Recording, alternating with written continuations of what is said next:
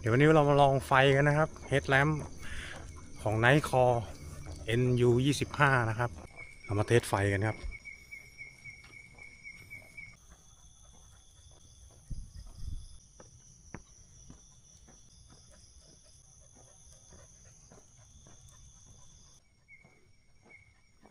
อันนี้เปิดสูงสุดนะครับ400ลูเมนก็สว่างเพียงพอ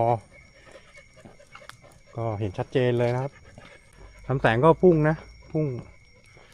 มีหลายโหมดนะมีโหมดโฟลไลท์มีโหมดสปอตไลท์นะครับถ้าเปิดพร้อมกันก็ได้400ลูเมน